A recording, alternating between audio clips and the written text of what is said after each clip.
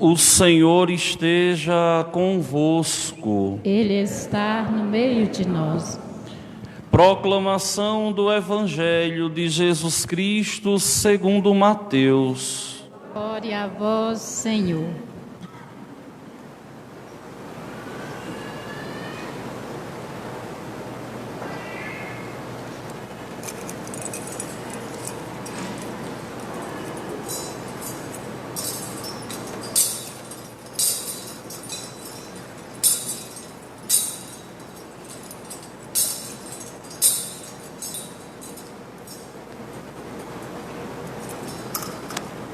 A origem de Jesus Cristo foi assim.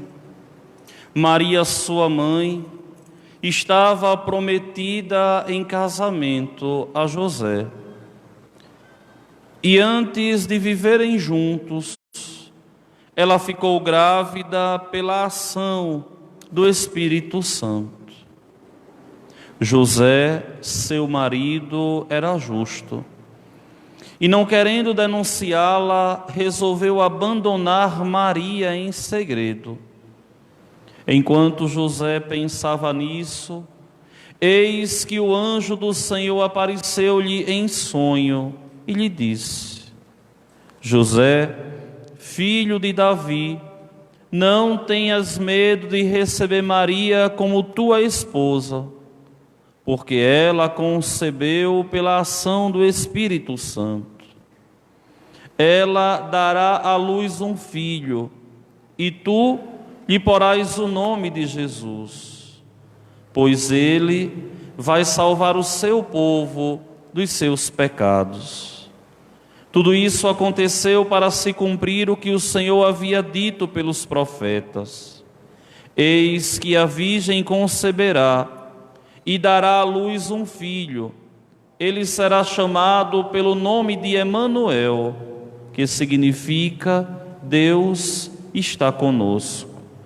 Quando acordou, José fez conforme o anjo do Senhor havia mandado e aceitou sua esposa. Palavra da salvação.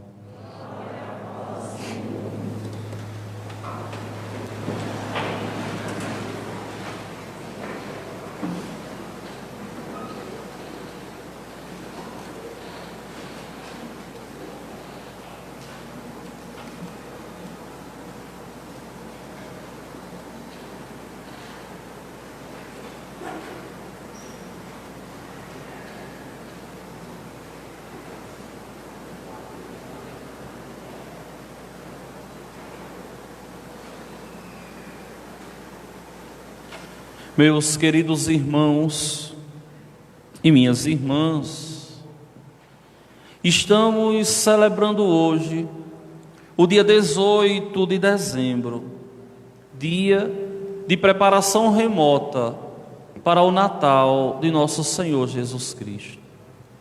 E cada dia a Igreja vai olhando para os céus e contemplando o Senhor que vem nos salvar, que vem nos devolver a vida eterna que havíamos perdido com o pecado dos nossos pais. Hoje, a Igreja, ao olhar os céus, a Igreja proclama assim: ó guia de Israel, que no monte do Sinai orientastes a Moisés, ó vinde, redimir-nos com braço estendido. Quem é o guia de Israel? É o Senhor. O Senhor é o guia de Israel. É Ele quem guia o seu povo, é Ele quem guia a Igreja, é Ele quem guia os nossos corações. Deus que é bom, é Ele a nos guiar. Deus que é bom, é Ele a nos indicar o caminho do céu, é Ele a nos mostrar o caminho da vida, é Ele a nos mostrar que Ele é de verdade a verdade, que nos leva aos céus. Não existe outra vida senão a de Deus. Não existe outro caminho senão Ele mesmo. Não existe outra verdade senão o Senhor. Ele é nosso guia. É o guia a nos mostrar o caminho do bem. É o guia a nos mostrar o caminho do céu. Olha, meus queridos irmãos, a igreja todos os dias a aclamar o Senhor, o bom Deus, ó guia de Israel, ó Adonai, ó sabedoria, ó raiz de Jessé. A igreja está ali absurdamente esperando o seu Senhor, porque nós sabemos, enquanto cristãos, enquanto homens e mulheres de Deus, que só o Senhor fala aos nossos corações, que só o Senhor é a garantia das nossas vidas, que só o Senhor é a razão do nosso existir. A igreja, ao olhar os céus e chamar o Senhor de guia de Israel, a igreja aqui está fazendo memória a toda a história do povo de Deus do Antigo Testamento, porque foi o próprio Senhor a guiar aquele povo que Ele mesmo escolheu como seu povo, como o povo da sua herança, como o povo predileto em meio a tantos povos. Ele a guiar, a conduzir aquele povo, por meio dos reis, por meio dos profetas, por meio dos juízes, por meio dos patriarcas, catequizando aquele povo até o momento em que o próprio Senhor decide nos céus com o Pai e com o Espírito Santo a assumir a nossa condição e ser humano como nós somos, iguaizinhos a nós em tudo, exceto no pecado. A igreja, todos os anos, a comemorar o Natal do Senhor, a igreja, ao comemorar o Natal de nosso Senhor Jesus Cristo, a sua natividade, a igreja continua esperançosa em Deus. Me digam quem tem uma palavra de esperança melhor que nosso Deus? Ninguém. Me digam quem de verdade tem uma palavra de autoridade a nos guiar? Ninguém, só Deus. Me falem onde nós encontramos segurança no mundo, senão no Senhor. Ó guia de Israel, vinde redimir-nos com o braço estendido. O que é que a igreja pede? A igreja que pede que o Senhor, o bom Deus, venha nos salvar a todos, nos salvar a todos que somos batizados e que vivemos e que permanecemos em Deus. Só que vejam bem, a salvação que Deus nos propõe nem sempre é do jeito que a gente imagina, porque o caminho não é traçado por nós, é Deus quem traça o caminho. O caminho de Deus muitas vezes é incompreendido por nós, não entendemos porquê. Olhem o Santo Evangelho hoje. José, escolhido por Deus para ser o pai putativo de Jesus, o pai adotivo. Mas José, quando estava noivo de Nossa Senhora, Maria engravidou. José acreditava em Maria, sabia que Maria era uma moça séria, responsável, mas não sabia por que tinha sido ele ali o escolhido para viver a sua cruz daquela forma, sem tocar naquela mulher que ele amava, mas como um guardião daquela mulher. E de repente, aquela mulher ali engravida, e ele não sabe o que fazer, e deve ter caído em um grande desespero, e no silêncio se afasta daquela mulher. José, não querendo denunciar Maria, porque se denunciasse ela seria apedrejada, José abandona Maria em segredo, vai sofrer no silêncio. Senhor, eu não entendo, mas eu aceito. Senhor, eu não compreendo, mas eu aceito a tua vontade, mesmo que eu sofra. Essa atitude que muitas vezes nós temos que ter nas nossas vidas. Não entendemos, mas devemos aceitar. É doloroso, dói, de verdade machuca, mas é preciso que entendamos que o desígnio de Deus, minha gente, não é que nós vivamos aqui para sempre. O desígnio de Deus é que alcancemos a salvação. É claro que uma morte dessa proporção é uma morte que choca, dói, fere.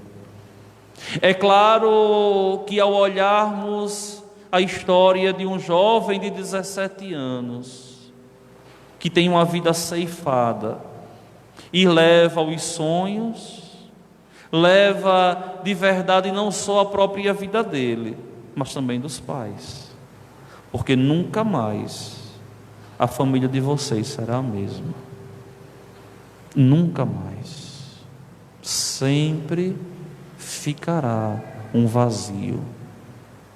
Por que, padre? Não sei, não tenho resposta. Por que, padre? Não compreendo, mas é preciso aceitar, mesmo que não entendamos. Uma morte assim, tão repentina, é uma morte que muito machuca, é uma morte que dói. Eu já falei para as pessoas mais próximas a mim tantas vezes. Uma vez uma pessoa me perguntou assim: padre, se o senhor perguntasse a Deus alguma coisa quando chegasse no céu, o que é que o senhor perguntaria? Eu já disse, repito e falo para vocês. Eu perguntaria ao Senhor assim: ó Senhor, por que o Senhor levou minha irmã com 34 anos, meu sobrinho com 15 anos? Nunca entendi, mas fui obrigado a aceitar. E vim conhecer a morte dentro de casa, poucos dias antes de chegar aqui na paróquia. Mas é preciso aceitar.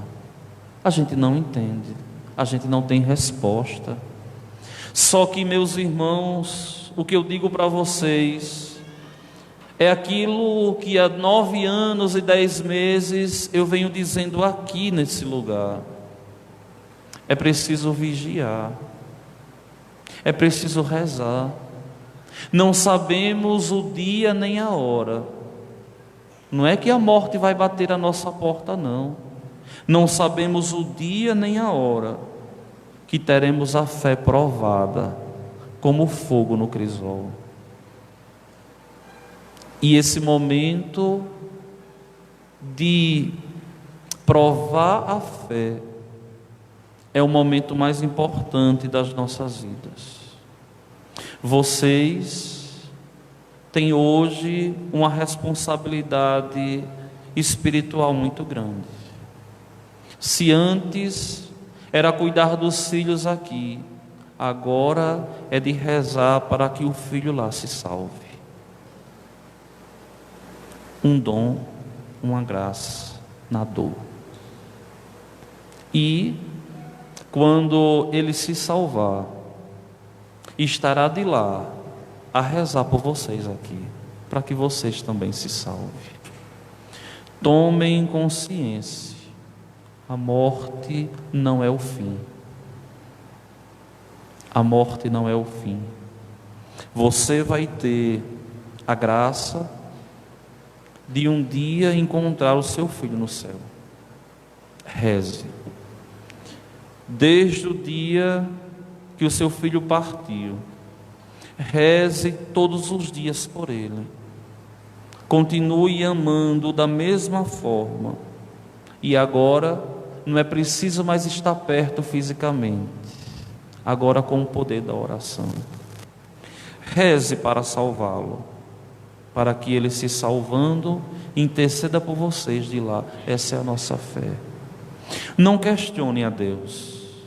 Deus sabe o que faz, nós não sabemos. Estou falando isso não com palavras de boca para fora, mas com as palavras de um irmão que perdeu uma irmã com 34 anos e um sobrinho com 15 anos. Que a partir dali entendi o que é a dor, o que é o sofrimento da ausência de alguém. Infelizmente, a vida é assim. Há uma semana atrás, vocês não imaginariam que estariam hoje aqui rezando pelo filho de vocês. Vejam como é a vida. No sábado à tarde, vocês não imaginariam que na noite, que na madrugada, ele partiria. A vida é assim. E a nós fica a obrigação de vigiar todos os dias, rezar, comungar a Eucaristia, pedir a Deus nosso Senhor proteção. Meus irmãos, rezar não é quando eu posso, é uma obrigação. Comungar a Eucaristia não é quando eu tenho vontade, é um compromisso de fé diário, todos os dias. Nós todos estamos passando. Alguns vão mais cedo, outros vão no meio da vida, outros vão no fim da vida. Não importa se morre criança, se morre jovem, se morre provérquito, idoso, não importa. O que importa é que a criança, que o jovem, que o idoso alcance o céu. É isso que importa. O que importa é que de verdade nós vivamos aqui, construamos a nossa vida aqui, para podermos contemplar Deus lá. Hoje são vocês que choram. Daqui uns dias será outra família que vai estar chorando, e depois outra família, e a vida é assim. E depois mais um de vocês vai partir, dois vão ficar, a vida é assim. E é preciso de verdade que nós vivamos com espírito de fé, levemos a sério a nossa amizade, a nossa responsabilidade, o nosso compromisso com Deus nosso Senhor. Quando me falaram não. Quando eu vinha da igreja do Sagrado Coração de Jesus no Riachinho, sábado passado, que vi uma multidão parada na Boa Vista, com um farol na frente, eu parei o carro e fiquei sentado. Eu digo, meu Deus, o que é que está acontecendo ali? E comecei a ligar para um e para outro, ninguém me atendia, e eu fiquei dentro do carro, o que foi que aconteceu? Até que me falaram quando o carro do SAMU partiu. E aí não me vinha na mente. Depois que me falaram, eu lembrei desse aqui, que já tinha conversado aqui uma vez antes de ir embora, mas o outro não recordava. Mas é preciso de verdade levar a sério a fé. Não brinquem com a fé. Rezar de manhã, rezar ao dormir, ir à igreja, e pedir a Deus nosso Senhor todos os dias proteção, e na hora da dificuldade pedir ao Senhor: Senhor, me mantenha de pé, eu não posso sucumbir. Pode ser que você, mãe, possa estar pensando assim: Padre, mas por que fui eu que tive que passar por isso? Olha, ela também passou, sem entender por quê. Na vida, nós não entendemos tantas coisas, e tantas coisas viveremos aqui sem respostas. Mas é preciso, de verdade, estarmos e permanecermos em Deus. Vocês não imaginariam que o Natal do ano passado seria o último. Olha que coisa. Assim é a vida. É por isso que é preciso viver todos os dias como se não houvesse o amanhã, amando, respeitando, zelando, cuidando do outro e pedindo ao Senhor, o bom Deus, que derrame sobre todos nós os dons necessários para que fiquemos de pé. É duro, não chorem, rezem, não se desesperem, não compensa perder a esperança da vida. Agora é preciso rezar, agora é preciso voltar a atenção para aqueles que aqui ficaram. Uma é a dor da mãe, outra é a dor do pai, outra é a dor do irmão. Dores com intensidades diferentes. Busquem permanecer unidos em Deus e peçam ao Senhor, o bom Deus, que possa aliviar o coração de vocês da saudade que nunca vai passar, da saudade que sempre baterá a porta. Por esses dias, muitas pessoas, com essas mortes que nós tivemos na cidade, muitas pessoas dizendo assim: fulano morreu, fulana morreu, se transformou numa estrela no céu. Que balela é essa? Isso é pagão. Quem morre está em Deus. Quem morre permanece no Senhor. Não viram a estrela. Isso é coisa pagã. Quem morre está em Deus. Lá, quem se salvou por nós a interceder. Quem não se salvou, infelizmente, a gemer e a sofrer na eternidade.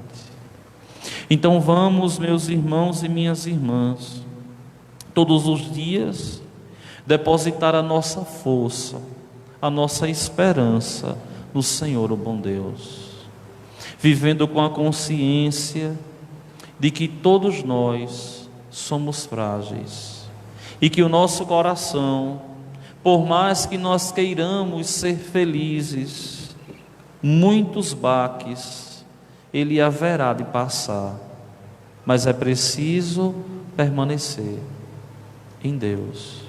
E permanecendo em Deus, termos consciência que no livro da vida, o Senhor, o bom Deus, sabe tudo o que faz para o nosso bem, mesmo que nós não entendamos.